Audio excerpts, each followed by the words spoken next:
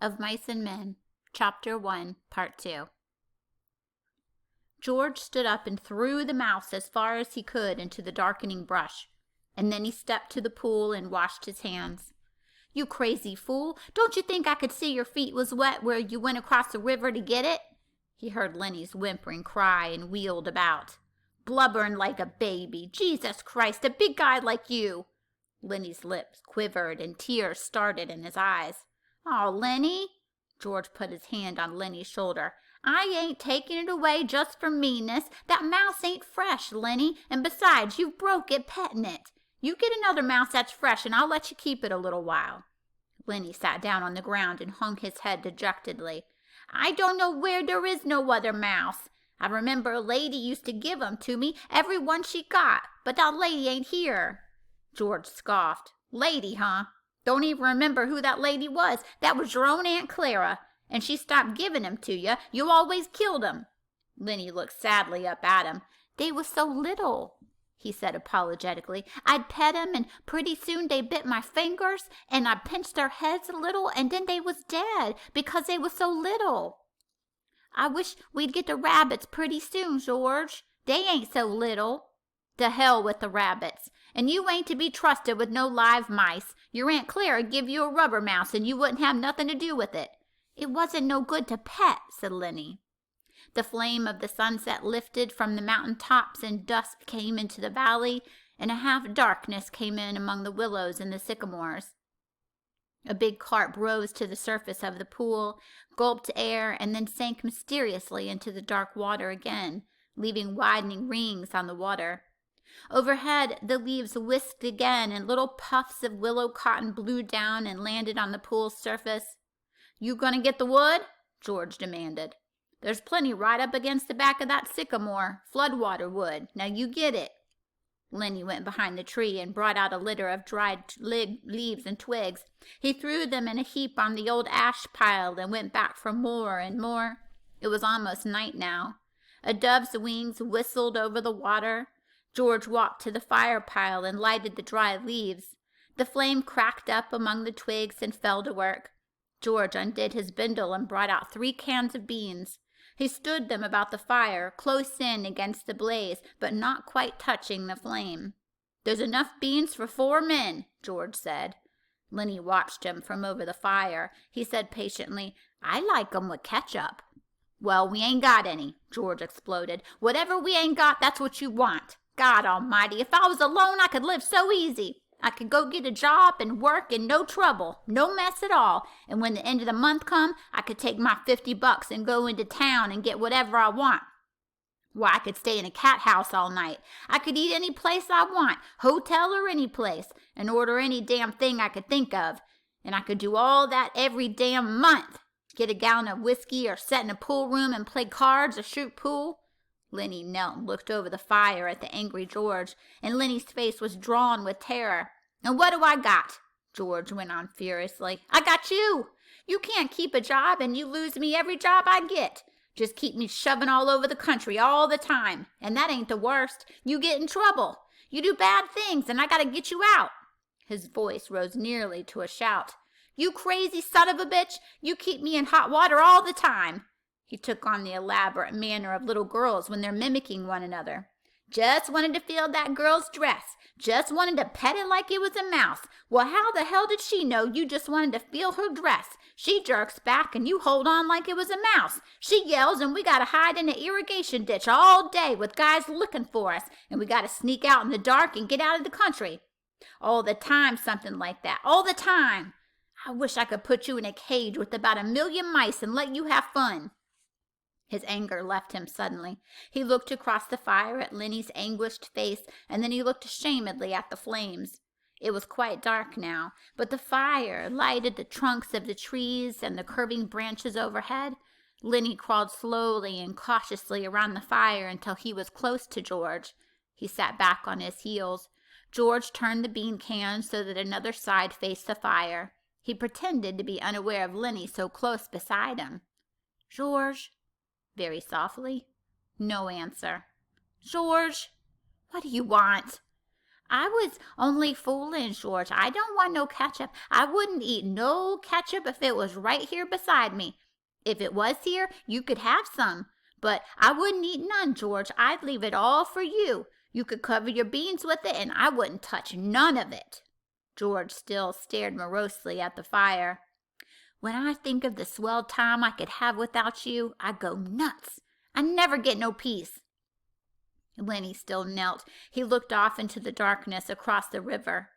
George, you want I should go away and leave you alone? Where the hell could you go? Well, I could. I could go off in the hills there, someplace I'd find a cave. Yeah? How'd you eat? You ain't got sense enough to find nothing to eat. I'd find things, George. I don't need no nice food with ketchup. I'd lay out in the sun and nobody'd hurt me. And if I found a mouse, I could keep it. Nobody'd take it away from me. George looked quickly and searchingly at him. I've been mean, ain't I? If you don't want me, I can go off in the hills and find a cave. I can go away any time. No, look, I was just fooling, Lennie, 'cause I want you to stay with me. Trouble with mice is you always kill 'em. He paused. Tell you what I'll do, Lennie. First chance I get, I'll give you a pup. Maybe you wouldn't kill it. That'd be better than mice, and you could pet it harder. Lennie avoided the bait. He'd sensed his advantage. If you don't want me, you only just gotta say so, and I'll go off in those hills right there, right up in those hills, and live by myself, and I won't get no mice stole from me. George said, I want you to stay with me, Lennie. Jesus Christ, somebody'd shoot you for a coyote if you was by yourself. No, you stay with me. Your Aunt Clara wouldn't like you running off by yourself, even if she is dead. Lennie spoke craftily. Tell me like you done before. Tell you what? About the rabbits. George snapped. You ain't gonna put nothing over on me. Lennie pleaded. Come on, George. Tell me, please, George, like you done before. You get a kick out of that, don't you? All right, I'll tell you, and then we'll eat our supper. George's voice became deeper. He repeated his words rhythmically as though he'd said them many times before. Guys like us that work on ranches are the loneliest guys in the world. They got no family. They don't belong no place. They come to a ranch and work up a stake, and then they go into town and blow their stake. And the first thing you know, they're pounding their tail on some other ranch. They ain't got nothing to look forward to. Lennie was delighted. That's it. That's it. Now tell how it is with us. George went on. With us, it ain't like that. We got a future. We got somebody to talk to that gives a damn about us. We don't have to sit in no bar room blowing in our jack just 'cause we got no place else to go. If them other guys get in jail, they can rot for all anybody gives a damn. But not us. Lennie broke in. But not us. And why? Because I got you to look after me, and you got me to look after you, and that's why. He laughed delightedly. Go on now, George. You got it by heart. You can do it yourself. No, you. I forgot some of the things. Tell about how it's going to be. Okay, someday we're going to get the jack together and we're going to have a little house and a couple of acres and a cow and some pigs and live off the fat of the land, Lennie shouted. And have rabbits. Go on, George. Tell about what we're going to have in the garden and about the rabbits and the cages and about the rain in the winter and the stove and how thick the cream is on the milk like you can hardly cut it. Tell about that, George. Why don't you do it yourself? You know all of it. No, you tell it. It ain't the same if I tell it. Go on, George. How I get to tend the rabbits? Well, said George, we'll have a big vegetable patch and a rabbit hutch and chickens. And when it rains in the winter, we'll just say to hell with going to work. And we'll build up a fire in the stove and sit around it and listen to the rain coming down on the roof. Nuts. He took out his pocket knife. I ain't got time for no more. He drove his knife through the top of one of the bean cans, sawed out the top, and passed the can to Lennie. Then he opened a second can. From his side pocket, he brought out 2 spoons and passed one of them to Lennie. They sat by the fire and filled their mouths with beans and chewed mightily. A few beans slipped out of the side of Lennie's mouth. George gestured with his spoon. What you gonna say tomorrow when the boss asks you questions? Lennie stopped chewing and swallowed. His face was concentrated. I ain't gonna say a word. Good boy. That's fine, Lennie. Maybe you're getting better. When we get the couple of acres, I can let you tend the rabbits all right. Especially if you remember as good as that. Lennie choked with pride. I can remember, he said. George motioned with his spoon again. Look, Lennie, I want you to look around here. You can remember this place, can't you? The ranch is about a quarter mile up that way. Just follow the river.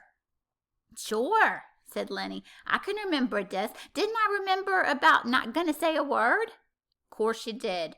Well, look, Lennie, if you just happen to get in trouble like you always done before, I want you to come right here and hide in the brush. Hide in the brush, said Lennie slowly. Hide in the brush till I come for you. Can you remember that?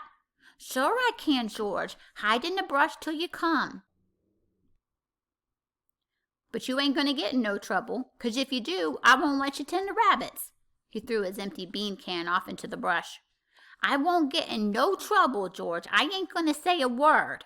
Okay, bring your bindle over here by the fire. It's going to be nice sleeping here, looking up in the leaves. Don't build up no more fire. We'll let her die down. They made their beds on the sand, and as the blaze dropped from the fire, the sphere of light grew smaller. The curling branches disappeared, and only a faint glimmer showed where the tree trunks were. From the darkness, Lennie called, George, you asleep? No, what do you want? Let's have different color rabbits, George. Sure we will, George said sleepily. Red and blue and green rabbits, Lennie, millions of them. Furry ones, George, like I seen in the fair in Sacramento. Sure, furry ones. 'Cause I can just as well go away, George, and live in a cave. You can just as well go to hell, said George. Shut up now. The red light dimmed on the coals. Up the hill from the river a coyote yammered, and a dog answered from the other side of the stream. The sycamore leaves whispered in a little night breeze.